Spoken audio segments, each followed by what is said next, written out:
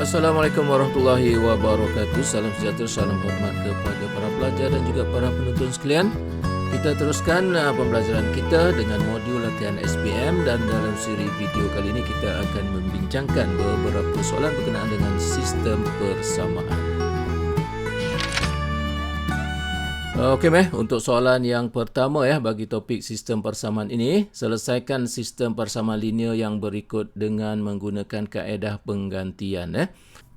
Langkah pertama ialah kita labelkan terlebih dahulu setiap persamaan ini sebagai persamaan 1, persamaan 2 dan persamaan 3. Okey, seterusnya kita ambil mana-mana persamaan. Okey, jadi di sini cikgu ambil persamaan yang kedua. Okey, dah ambil persamaan kedua ni, apa yang patut kita lakukan ialah kita tuliskan sama ada P ataupun Q ataupun R sebagai tajuk rumus. Dalam contoh ini kita ambil P sebagai tajuk rumus. Cikgu, Amir nak tanya sikit. Okey, Kenapa cikgu kita tak ambil Q dan R cikgu? Kenapa mesti P? Dia macam ni, kita nak cari satu jalan yang mudah ya. Okey, kalau ambil Q contohnya, maka di sini nanti akan melibatkan pecahan. Jadi bila pengiraan melibatkan pecahan, dia akan menimbulkan kesukaran lah. Nampak tak? Okey cikgu, okey cikgu. Okey, baik, seterusnya kita labelkan dulu persamaan ini sebagai persamaan 4. Kemudian langkah yang seterusnya, kita gantikan persamaan 4 ini ke dalam persamaan 1. Maknanya kita ambil persamaan 1 ni, kita gantikan P dengan 2R tolak 6Q tambah 8. Nampaknya kita di sini kita menggantikan kan? Itulah yang dikatakan kaedah penggantian. Dia berlaku di sinilah kaedah ni. Boleh Boleh cikgu, boleh. Okey, seterusnya kita akan ringkaskan. Okey, sampailah terbitnya satu persamaan yang paling ringkas, yang melibatkan dua pemboleh ubah saja, iaitu R dan Q. Mari tengok sini, dari 3 pemboleh ubah tadi, PQR kan, kita nak jadikan ataupun nak terbitkan satu persamaan yang hanya melibatkan 2 pemboleh ubah pula. Itulah dia proses dia. Okey, seterusnya kita gantikan pula. Kalau tadi kita gantikan persamaan 4 ini ke dalam persamaan 1, kali ini kita gantikan persamaan 4 juga ke dalam persamaan yang ketiga pula. Macam itulah. Okey, bila gantikan ke dalam persamaan yang ketiga, iaitu kita gantikan P dengan 2R tolak 6Q tambah 8 ni, dan kita ringkaskan macam mana kita buat tadi. Ringkaskan sampai ke bentuk yang paling ringkas. Jadi di sini maka kita dapat terbitkan satu lagi persamaan dalam 2 pemboleh ubah. Kita labelkan sebagai persamaan 6. Dan kalau kita perhatikan di sini, persamaan 5 dan persamaan 6 ini, kedua-dua ni adalah persamaan linear dalam 2 pemboleh ubah yang sama, iaitu R dan Q. Cikgu nak tanya lagi. P dia mana cikgu? Hilang. Tiba-tiba hilang cikgu. Dia sebenarnya macam itulah, kaedah penggantian ni adalah untuk menghapuskan salah satu daripada pemboleh ubah tu. Cikgu, jadi maknanya cikgu, nilai P ni akan kosong lah cikgu? Tidak, tidak. Jangan salah faham tu. Bukan macam tu, Boleh, kita teruskan dulu. Boleh cikgu. Jadi, langkah seterusnya, kita ambil 2 persamaan linear 2 pemboleh ubah ni, kita selesaikan persamaan serentak. Jadi di sini macam mana cara nak selesaikan? Kita ambil persamaan 5 ni, kita tolak dengan persamaan 6. Sebab kita nak hapuskan salah satu pula, sama ada R ataupun Q. Jadi di sini kita nak hapuskan R. Sebab di atas ni 7R, sini pun 7R kan. Kita hapuskanlah R. Okey, kemudian negatif 16Q tolak dengan negatif 8Q. Dia akan sama dengan negatif 15 tolak dengan negatif 11. Okey, kita ringkaskan di sini. Okey, maka dapatlah nilai Q 1/2. Kita ambil Q sama dengan 1/2 yang kita dapat ni, kita gantikan ke dalam persamaan 6 ataupun persamaan 5. Di sini dia nak gantikan dalam 6. Maka daripada sini kita ringkaskan, dapatlah nilai R, iaitu negatif 1. kita gantikan ke dalam persamaan 4. Iaitu Q sama dengan 1/2 dan R sama dengan negatif 1 tadi. Maka akhirnya kita dapat nilai P ialah 3. Boleh Jadi kesimpulannya di sini, nilai P3, Q 1/2 dan R ialah negatif 1. Itu jawapan dia. Mari tengok, P bukan kosong. Betul juga, betul. Macam mana, boleh, Meh? Boleh juga, boleh. Okey, kita teruskan. Okey, Meh, untuk soalan yang kedua selesaikan sistem persamaan linear yang berikut dengan menggunakan kaedah penghapusan. Okey, langkah pertama seperti biasa, kita labelkan terlebih dahulu setiap persamaan ini dengan persamaan 1, 2 dan 3 lah. Okey, sebelum tu Meh, ambil perhatikan di sini seeloknya persamaan ini kita susun atur terlebih dahulu supaya pemala-pemalanya ditulis di sebelah kanan. Nampak tak? Cikgu dah susun atur kat sini. Boleh Meh? Okey juga, boleh. Baik. Apa yang dikatakan kaedah penghapusan? Baik, kita ambil persamaan 1 dan kita ambil persamaan 2.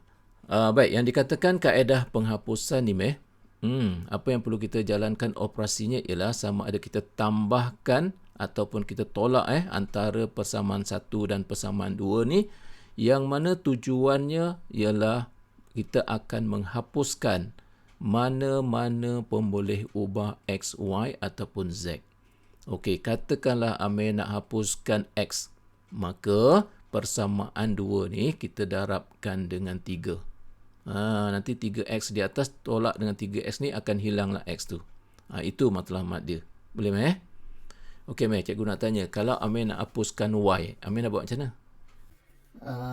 Kalau nak hapuskan Y, cikgu, persamaan 1 ni kita darabkan dengan 2 lah, cikgu.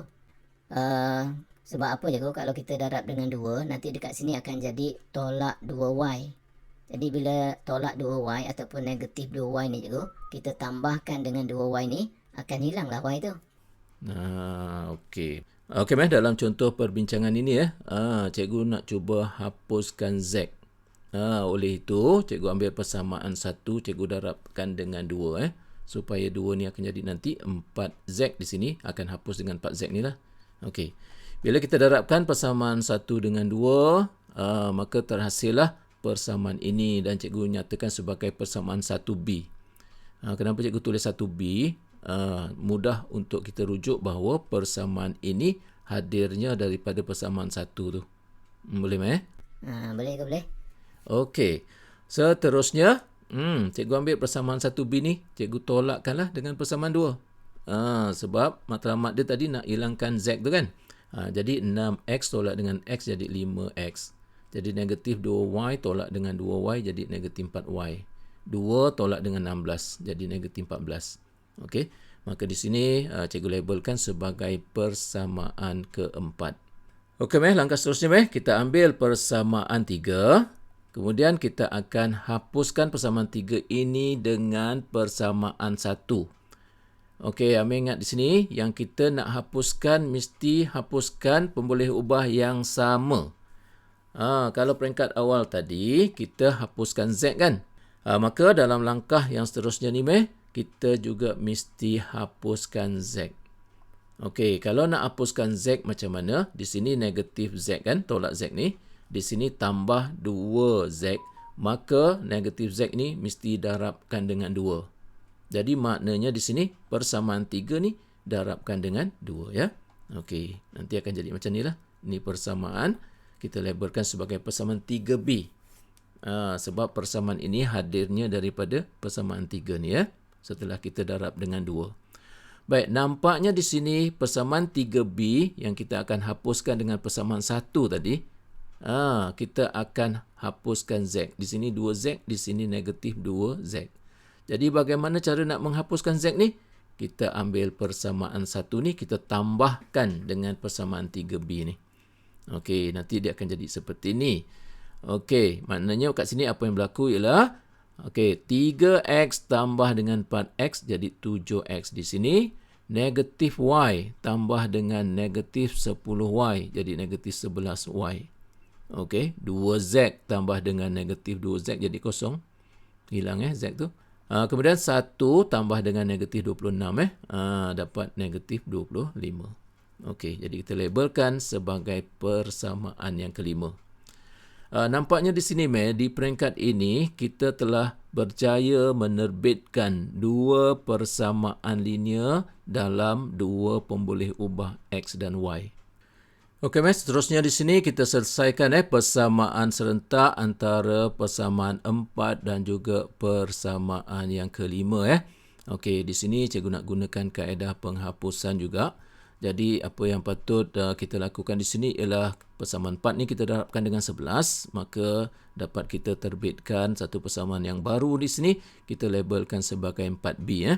Kemudian persamaan yang kelima kita darabkan dengan 4. Maka kita tulis sebagai persamaan 5B. Maka daripada sini kita dapati bahawa persamaan yang di atas ni adanya negatif 44Y, di bawah pun juga ada negatif 44Y. Maka bila kita selesaikan persamaan serentak nanti, maka kita akan hapuskan Y tu. Jadi langkah seterusnya, kita ambil persamaan 4B ni, kita tolakkan dengan persamaan 5B.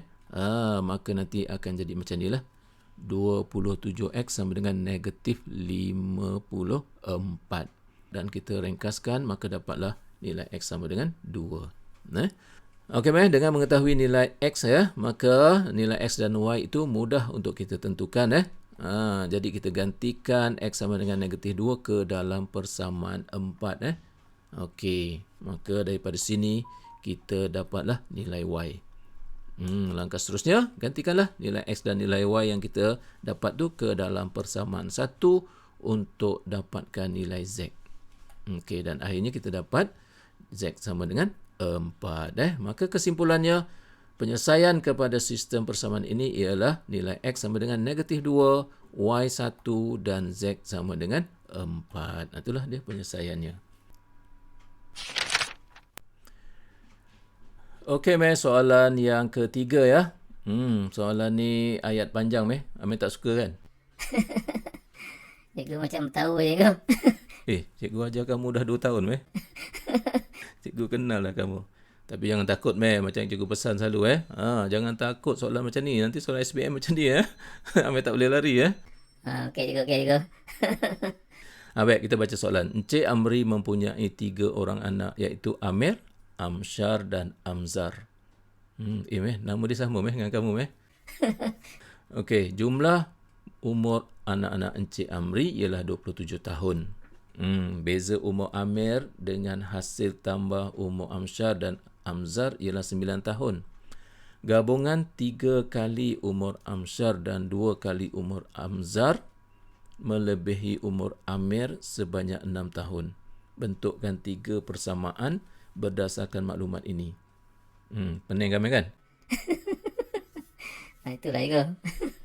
Okey, jangan risau, Macam ni, Untuk soalan yang ada ayat-ayat panjang seperti ni, okey, cikgu bagikan satu tips kat sini, Caranya ialah kita terjemahkan ke dalam bentuk yang mudah difahami. Kita sebagai orang matematik ni kan, kita suka lihat dalam bentuk kalau benda tu diberikan dalam bentuk jadual, diberikan dalam bentuk graf, kan, diberikan dalam bentuk gambar, kita mudah untuk faham, betul tak?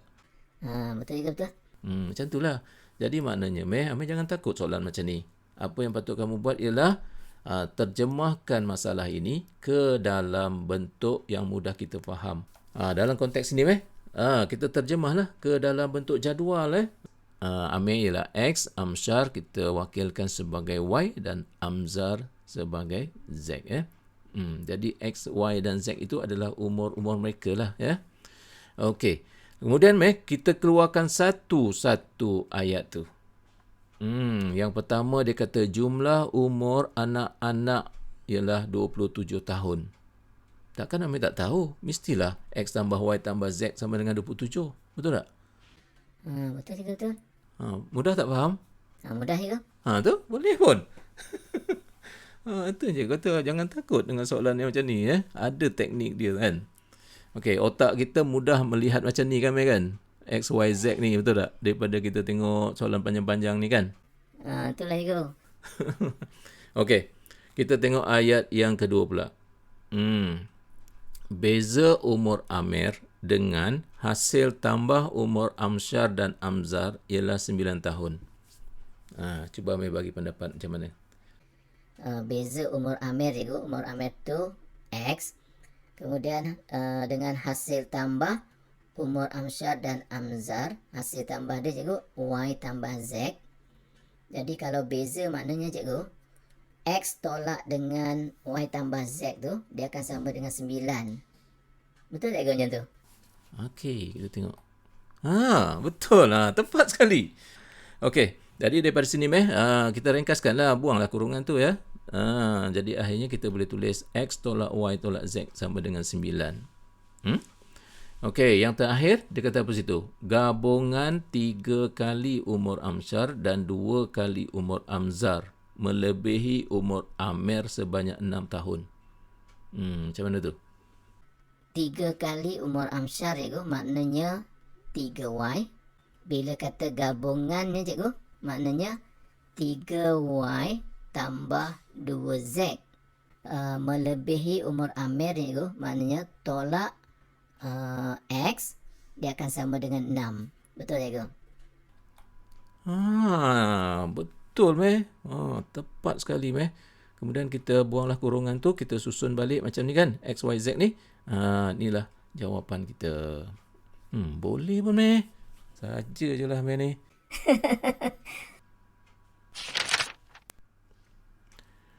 Okey Meh, soalan yang keempat. Macam mana Meh? Wish, lagi panjang juga Macam mana? Lagi takut? Taklah, kali ni Amir tak takut cikgu. Amir nak sahut cabaran cikgu tadi. Okey, bagus. Tu yang cikgu nak dengar baik, kita baca dulu soalan Asmah menjual beberapa biji kek yang berlainan saiz. Kek bersaiz kecil berharga RM10. Kek bersaiz sederhana berharga RM15. Dan kek bersaiz besar berharga RM40. Setiap bulan bilangan kek bersaiz kecil yang dijual adalah sama dengan jumlah kek bersaiz sederhana dan besar yang dijual. Bilangan kek bersaiz sederhana yang dijual pula adalah 2 kali bilangan kek bersaiz besar yang dijual. Asmah perlu membayar sewa bagi premis jualannya sebanyak RM300 Malaysia sebulan. Berapakah bilangan minimum kek bagi setiap saiz yang Asmah mesti jual supaya dia dapat membayar sewa premis jualannya? Macam mana Meh? Faham separuh jalan cikgu. Okey, macam cikgu kata tadi lah, kita terjemahkan dahulu ke dalam bentuk jadual. Kita tulis macam ni nampak. Saiz dia kecil, sederhana, besar Okey, kemudian bilangan kita wakilkan sebagai X, Y dan Z, dan harga seunit ialah RM10, RM15, RM40 berdasarkan kepada saiz yang dinyatakan Okey. Daripada sini kita keluarkan ayat-ayat yang berkenaan. Yang pertama dia kata bilangan kek bersaiz kecil yang dijual adalah sama dengan jumlah kek bersaiz sederhana dan besar. Okey. Macam mana Amir nak tulis kat sini? Bilangan kek bersaiz kecil cikgu, X. Kemudian dia sama dengan jumlah kek bersaiz sederhana dan besar, Y dengan Z. Jadi maknanya cikgu, X akan sama dengan Y tambah Z. Okey. Bagus. Okey, seterusnya bilangan kek bersaiz sederhana yang dijual pula adalah 2 kali bilangan kek bersaiz besar yang dijual. Macam mana pula Meh? Bilangan kek bersaiz sederhana cikgu, iaitu Y, sama dengan 2 kali bilangan kek bersaiz besar ialah Z. Jadi maknanya cikgu, Y sama dengan 2Z. Yes. Makin cekap Meh. Tu cikgu, jadi mudahlah pula. Okey, bagus. Itu yang cikgu nak dengar Baik, seterusnya, Asma perlu membayar sewa bagi premis jualannya sebanyak RM300 sebulan. Okey. Jadi, macam mana kita nak tulis kat sini? Nak kaitkan dengan sewa ni? Oh, tak ada idea lah cikgu. Cikgu tunjuklah cikgu yang ni. Okey, tak apa. Baik, begini Okey, nanti kita dapat tulis seperti ini. Macam mana tu? Bilangan seunit harganya ialah RM10. Jadi bilangan jualannya adalah X. Jadi berapa pendapatan dia dapat daripada sini? Iaitu 10X. Pendapatan jualan untuk kek bersaiz kecil. Okey, yang kedua pula. Kek bersaiz sederhana harga seunit RM15. Bilangan jualannya lah Y biji. Oleh itu pendapatannya ialah 15Y. Begitulah juga untuk yang bersaiz besar iaitu 40Z. Jadi 10X tambah 15Y tambah 40Z ni ini merupakan harga jualan dia. Dan pada bulan itu dia perlukan RM300 untuk bayar sewa bulanan tu. Maka kita samakan dengan RM300. Maka daripada sini kita ringkaskan, maka dapat kita terbitkan satu persamaan di sini. Boleh Okey. Baik, maka daripada sini kita perlu cari nilai X, Y dan Z ni. Okey, jadi bagaimana caranya? Kita akan gunakan sistem persamaan 3 pemboleh ubah. Baik, kita di sini kita gunakan kaedah apa? Cikgu nak gunakan kaedah penggantian. Okey, jadi sebelum tu kita keluarkan dulu persamaan-persamaan yang berkaitan ni tadi, kita labelkan dulu sebagai persamaan 1, 2 dan 3 seperti biasa. Baik, langkah yang pertama di sini cikgu gantikan persamaan 2 ni ke dalam persamaan 1. Maka dapat kita tulis X sama dengan 3Z dan labelkan sebagai persamaan 4. Okey, kemudian gantikan persamaan 2 tadi ke dalam persamaan yang ketiga pula. Maka daripada sini dapat kita terbitkan satu lagi persamaan yang melibatkan 2 pemboleh ubah iaitu X dan Z. Okey, jadi persamaan 4 dan persamaan 5 kita selesaikan persamaan serentak di sini. Kita gantikan persamaan 4 ni ke dalam persamaan 5. Yang akhirnya di sini kita dapat nilai Z iaitu 3. Okey, bila dapat nilai Z, maka nilai X kita boleh dapat, gantikan dalam persamaan 4, maka dapat nilai X iaitu 9 dan nilai Y juga kita boleh dapat iaitu 6. Jadi maknanya kalau berbalik semula kepada persoalan ini tadi, berapa bilangan minimum kek bagi setiap saiz itu mesti dijual supaya dapat membayar sewa premis jualannya? Jawapannya ialah okey, bilangan minimum kek yang bersaiz kecil ialah 9, yang bersaiz sederhana ialah 6, okey, dan yang bersaiz besar ialah 3. Macam itulah. Inilah jawapan kita. Boleh Okey cikgu, boleh cikgu. Baik, kita teruskan kepada soalan yang seterusnya.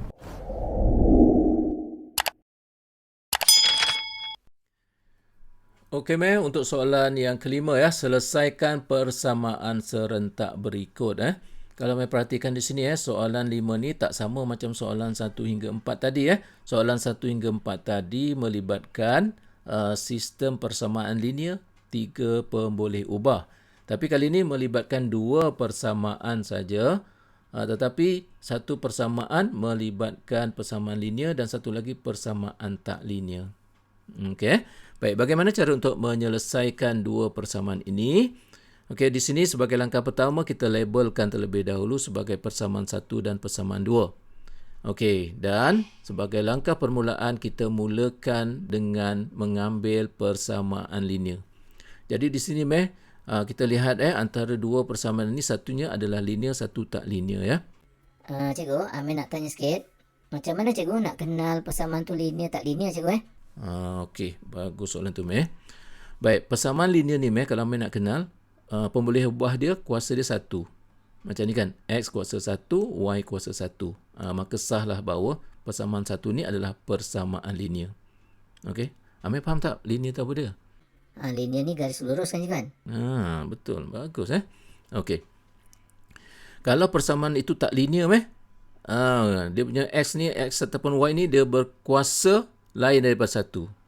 Contohnya macam ni kan. Kuasa 2, ni kuasa 2. Jadi ini adalah persamaan tak linear. Macam itulah. Boleh Okey juga boleh ke? Okey kita teruskan penyelesaian ini dengan mengambil persamaan satu ataupun persamaan linear apa yang kita buat ialah kita tuliskan sama ada kita tulis x dalam sebutan y ataupun y dalam sebutan x. Di sini cikgu pilih y dalam sebutan x Kalau Amir nak pilih x dalam sebutan y pun boleh. Cikgu, kalau kita pilih x dalam sebutan y, nanti kita akan tulis x sama dengan 2 tolak y bahagi 3, cikgu. Dia akan melibatkan pecahan. Bila melibatkan pecahan, cikgu, dia akan jadi susah, cikgu, nak kira nanti. Di situ walaupun kita kata pilih salah satu sama ada x ataupun y sebagai tajuk rumus dia, tapi kita kena bijak membuat pilihan. Macam itulah betul tak? Betul, cikgu, betul. Baik, seterusnya kita labelkan dulu persamaan ni sebagai persamaan 3 dan kita gantikan persamaan 3 ni ke dalam persamaan 2. Okey, kemudian kita ringkaskan sampai kita dapat tulis sebagai persamaan kuadratik bentuk am, okey, dalam bentuk yang paling ringkas. Nampaknya akhirnya kita boleh tulis sebagai 8x kuasa 2 tolak 11x tambah 2 sama dengan 0. Boleh setakat tu Boleh juga boleh. Okey, seterusnya kita selesaikan persamaan kuadratik ni Untuk menyelesaikan persamaan kuadratik ni ada beberapa kaedah. Di sini Amir tak boleh gunakan pemfaktoran ya. Kenapa tak boleh guna pemfaktoran? Sebab dia tulis dah kat sini, berikan jawapan tepat kepada 4 angka bererti. Di sini memberi kita satu petunjuk menunjukkan bahawa penyelesaian kepada persamaan ini nanti iaitu nilai x ni dia merupakan nombor perpuluhan. Nampak tak? Jika nilai x itu merupakan nilai ataupun nombor perpuluhan kita tak boleh guna pemfaktoran. Dan cara yang paling mudah kita gunakan rumus ni. Kan? Okey, jadi untuk menggunakan rumus ni kita pastinya kita kena tentukan nilai A, B dan C lah. Kita tentukan A, B, C dan kita masukkan dalam rumus ni dan kita ambil kalkulator, kita tekan akhirnya kita dapat dua nilai X nampak, iaitu 1.159 dan 0.2156. Okey, seterusnya dengan nilai X yang kita peroleh tadi, maka kita boleh kirakan untuk dapatkan nilai Y Okey, dan akhirnya kita dapat dua nilai Y maka inilah dia penyelesaian kepada persamaan serentak ni. Macam mana boleh Okey juga, boleh juga. Okey, bagus. Kita teruskan. Okey untuk soalan yang keenam diberi bahawa koordinat H negatif 1 ialah penyelesaian bagi persamaan serentak ini. Dengan keadaan H dan K adalah pemala, cari nilai H dan nilai K. Okey, Amir faham tak soalan ni Tak berapa jelas lah, cikgu. Dia kata persamaan serentak, cikgu, tapi ada satu je persamaan ni. Selalunya kalau sebut persamaan serentak mesti ada lebih daripada satu. Okey. Amir rasa ini satu Yelah, cikgu. Satu lah tu, cikgu. Dia macam ni sebenarnya dia bukan satu persamaan tau ni. Dia sebenarnya ada 3 persamaan tau kat sini. Okey, tak apa, nanti kita tengok kemudian yang tu. Kita fahamkan dulu ni apa kaitan koordinat ini dengan penyelesaian persamaan serentak ni? Tu persoalan dia. Okey bila sebut penyelesaian persamaan serentak ni, apa sebenarnya maksud dia? Maksud penyelesaian persamaan serentak ni maksudnya ialah koordinat titik persilangan antara dua persamaan tu. Kalau persamaan tu melibatkan persamaan linear ataupun garis lurus dan satu lagi tak linear, satu lengkungan lah maknanya, bukan lurus. Oleh itu, titik persilangan antara lengkungan dengan garis lurus tu itulah dia penyelesaian persamaan serentak. Boleh faham Okey juga, okey. Baik. Jadi daripada situ kaitannya ialah bila dikatakan bahawa koordinat ini ialah penyelesaian kepada persamaan ini bermakna koordinat ini akan memuaskan persamaan ni. Memuaskan persamaan itu maksudnya ialah kita boleh gantikan X itu dengan H, Y dengan negatif 1. Nampak tak? Itulah maksud dia. Boleh Oh, okey cikgu, okey. Maknanya cikgu kalau dia bukan penyelesaian tak boleh ganti lah cikgu kan? Iyalah. Macam itulah maksud dia. Okey, jadi maknanya sekarang ni oleh kerana dia nak nilai H dan nilai K, kan? Maka sebagai langkah permulaan dia, kita jangan selesaikan lagi persamaan serentak ni. Kita gantikan dulu nilai X dan nilai Y ni X ni kita gantikan dengan H, manakala Y kita gantikan dengan negatif 1. Nampak tak? Kita ringkaskan dululah di sini. Nampaknya di sini terbitnya satu persamaan dan tidak lagi melibatkan pemboleh ubah X dan Y. Dia hanya melibatkan H dan K. Nampak? Okey cikgu, okey. Baik. Sekarang kita akan selesaikan persamaan serentak ini. Baik, di sini macam mana yang Amir kata tadi lah. Amir lihat macam satu persamaan kan. Sebenarnya dia ada 3 persamaan kat sini. Dituliskan sekali Okey, yang pertama yang ni. 2H tambah K sama dengan 7. Ni persamaan satu. Satu lagi yang ni. 12H kuasa 2 tolak K sama dengan 7. Ni persamaan yang kedua. Dan satu lagi yang ini. 2H tambah K sama dengan 12H kuasa 2 tolak K. Ini persamaan yang ketiga. Nampak tak? Okey cikgu, okey. Faham. Okey seterusnya untuk kita menyelesaikan persamaan serentak ni, kita hanya melibatkan 2 persamaan saja. Jadi maknanya kita boleh pilih mana-mana 2 persamaan. Walaupun boleh pilih mana-mana pilihlah secara bijak. Yang bijaknya kita mesti pilih persamaan satu. Kerana apa? Persamaan satu itu adalah persamaan linear. Linear lebih mudah daripada tak linear, betul tak? Okey cikgu, betul cikgu, betul. Okey, jadi persamaan satu persamaan linear. Persamaan 2 dan 3 ni persamaan tak linear sebab ada kuasa 2 kat sini kan. Jadi antara 2 dan 3 ni juga kita kena pilih yang ringkas, yang mudah. Oleh itu kita pilihlah persamaan yang kedua. Nak buat apa kita pilih persamaan yang ketiga? Betul tak? Okey cikgu, faham. Okey. Jadi di sini kita pilih persamaan 1. Daripada persamaan 1 kita tuliskan K dalam sebutan H. Kita label sebagai persamaan 4. Kemudian kita gantikan persamaan 4 ini ke dalam persamaan 2. Okey, maka kita tulis seperti ini lah. Jadi kita sedang menyelesaikan persamaan serentak ini menggunakan kaedah penggantian Okey, kita ringkaskan sampailah kita dapat tulis sebagai persamaan kuadratik dalam bentuk yang paling ringkas. Kemudian kita selesaikan persamaan kuadratik ini. Sama ada kita gunakan kaedah pemfaktoran ataupun menggunakan rumus. Okey, daripada sini kita boleh gunakan kaedah pemfaktoran. Kita fakturkan dan akhirnya kita dapat 2 nilai H. Okey, dengan nilai-nilai H yang kita dapat ini tadi, kita gantikan dalam persamaan 4 untuk dapatkan nilai-nilai K. Okey, akhir sekali inilah dia jawapannya nilai-nilai H dan nilai-nilai K. Macam mana boleh? Okey cikgu, boleh. Okey untuk soalan yang ketujuh diberikan di sini seutas dawai dengan panjang 56 cm dibengkokkan untuk membentuk satu trapezium PQRSTU seperti rajah di bawah. Okey, cari nilai X dan Y. Okey untuk penyelesaian soalan ni cuba bagi idea Kalau dikatakan panjang dawai ini ialah 56 cm, ini bermakna perimeter gambar rajah ni cikgu ialah 56. Jadi maknanya kat sini cikgu, kita tengok satu-satu di sini bermula dengan PU cikgu. PU ni ialah X. Jadi X tambah dengan 13 tambah dengan Y tambah 3 ni, tambah dengan X tambah dengan Y tambah 3. QP ni pun sama 13 cikgu. Sini 13. Maka dia akan sama dengan 56. Jadi akan dapat cikgu persamaan satu kat situ. Okey, bagus. Betul Meh. Itu mudah saja kan. Okey, kemudian Meh kita ringkaskanlah.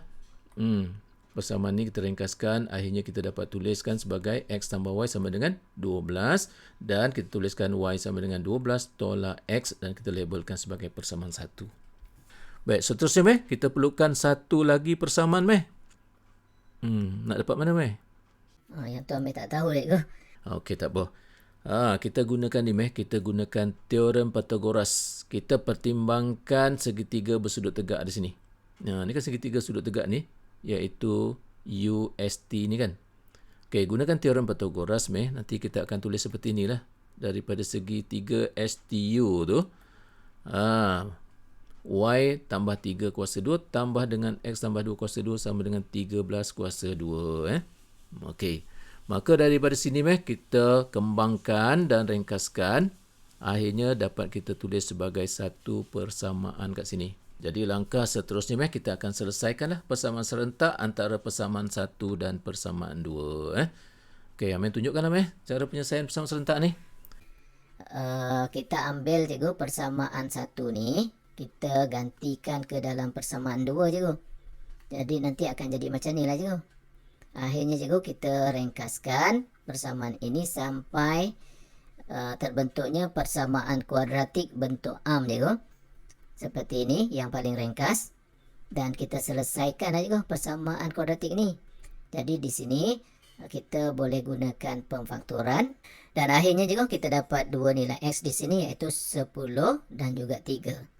Berdasarkan kepada nilai X ini cikgu, kita gantikan ke dalam persamaan 1 tu cikgu untuk dapatkan nilai-nilai Y-nya.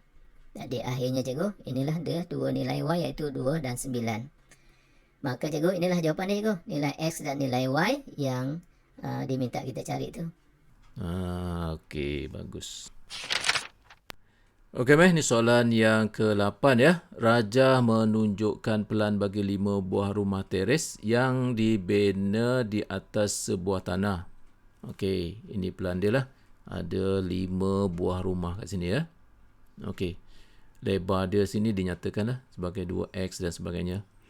Baik, perimeter ke semua 5 buah rumah ialah 160 meter. Dia memperuntukkan luas sebanyak 600 meter persegi ya untuk membina jalan di hadapan dan kedua-dua sisi rumah lot hujung seperti rajah di atas. Okey, jadi kawasan yang hitam ni Meh, ini adalah jalan ya.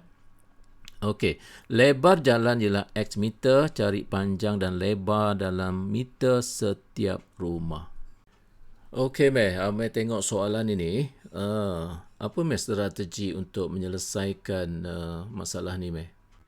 Di sini cikgu, kita tahu bahawa masalah ini berkaitan dengan persamaan serentak. Jadi maknanya cikgu, strategi kita ialah kita cuba terbitkan dua persamaan. Kemudian nanti kita akan selesaikan persamaan serentak lah, melibatkan dua persamaan tu. Betul cikgu Okey, betul-betul. Bagus. Baik, sekarang Meh, kita nak terbitkan dua persamaan tu. Jadi pastinya Meh, dia akan melibatkan maklumat yang diberi. Okey, yang pertama dia kata, perimeter ke semua 5 buah rumah ialah 160 meter. Maknanya Meh, Meh tengok rumah ni kan. Perimeter dia semua ni, okey, dia akan sama dengan 160. Cikgu, Meh nak tanya sini cikgu. Ini kita tahu lebar dia cikgu, 2X setiap rumah ni. Tapi panjang dia kita tak tahu cikgu. Dia tak bagi ke? Meh perasan Okey, bila dia tak bagi Meh, kita bagi Meh. Jadi kita tulis ini sebagai Y. Nampak tak? Oh, boleh macam tu cikgu Boleh lah. Okey cikgu, okey. Baik, maka daripada sini, okey, cuba Amir gunakan maklumat tentang perimeter ke semua 5 buah rumah ialah 160 meter ni untuk Amir terbitkan satu persamaan. Jadi maknanya cikgu kat sini 2X ni tambah dengan 2X tambah 2X tambah 2X tambah 2X ni, kemudian tambah di sini Y cikgu, panjang dia. Kemudian cikgu kita tambah lebar di semua ni, dia akan sama dengan 160 cikgu. Okey, bagus. Maka dapatlah persamaan ini. Baik, daripada sini kita ringkaskan dululah meh. Akhirnya kita dapat persamaan 1. Satu lagi meh, nak buat macam mana? Oh, satu lagi ni yang payah cikgu. Okey, tak apa. Ambil tengok macam ni. Mesti dia akan kaitkan dengan maklumat yang di bawah ni. Iaitu apa? 600 meter persegi ni adalah untuk keluasan jalan. Jadi meh supaya mudah meh kita keluarkan gambar jalan tu. Okey, jalan ni ada 2 kan? Yang ni, yang di sisi rumah tu kan. Okey, lebar dia lah X, panjang dia lah Y. Okey, kemudian jalan yang di hadapan rumah tu pula, ambil tengok. Ni kan lebar dia X. Kemudian di sini 12X lah kan? Sebab ni tadi kan 10X tambah dengan X tambah dengan X jadi 12X ini. Kemudian dikatakan bahawa jumlah luasnya ialah 600 meter persegi. Okey, jadi maknanya meh di sini kita dapatkan 2 keluasan jalan ni. Satu keluasan jalan ni ialah X darab Y, luas dia. Ada 2 kan? Jadi 2XY lah. Okey, kemudian luas jalan yang di hadapan rumah dia ni ialah 12X darab dengan X lah. Jadi 12X kuasa 2. Maka dia akan sama dengan 600. Boleh tak meh? Okey cikgu, boleh. Jadi daripada sini meh, jangan lupa kita ringkaskan ya. Bila kita ringkaskan dapatlah ini persamaan yang kedua. Baik, langkah seterusnya dah jadi mudah lah meh. Kita selesaikanlah persamaan serentak seperti biasa. Yang tu Amir pun boleh tunjuk. Okey, Amir teruskan meh. Baik cikgu. Daripada sini cikgu, kita ambil persamaan 1. Kita tuliskan Y dalam sebutan X. Dan kemudian cikgu, kita gantikan persamaan ini ke dalam persamaan yang kedua. Dan akhirnya cikgu, kita ringkaskan sampai terbentuknya persamaan kuadratik bentuk am dalam bentuk yang paling ringkas. Kemudian cikgu, kita selesaikan. Di sini kita boleh faktorkan. Dan akhirnya kita dapat 2 nilai X cikgu, iaitu 5 dan 15. Jadi seterusnya cikgu, dengan nilai X yang kita dapat ni cikgu, kita cari nilai Y. Kita gantikan dalam persamaan yang ketiga tu. Yang akhirnya cikgu, kita dapat 2 nilai Y, iaitu 30 dan negatif 70. Dan kita tahu cikgu, nilai X dan Y ini mesti positif. Oleh yang demikian, kita tak bolehlah ambil Y sama dengan negatif 70 ni cikgu. Jadi kita kena ambil Y sama dengan 30 ni. Maka daripada sini cikgu, kita boleh nyatakan bahawa apabila X sama dengan 5, Y sama dengan 30. Okey, bagus-bagus. Baik meh, kalau kita rujuk balik kepada masalah ni, dia kata cari panjang dan lebar dalam meter bagi setiap rumah, maka kita boleh simpulkan di sinilah bahawa lebar setiap rumah ialah 2X, iaitu 2 darab dengan 5 lah, iaitu 10 meter. Manakala panjangnya iaitu Y akan sama dengan 30 meter, iaitu nilai Y sini. Jadi maknanya meh, di sinilah penyelesaian kepada masalah ini. Boleh meh? Boleh juga boleh. Okey meh, sekian saja untuk siri pembelajaran kita kali ini meh. Kita jumpa lagi dalam siri modul latihan bagi topik yang seterusnya selepas ni meh. Baik juga, terima kasih cikgu. Okey, sama-sama.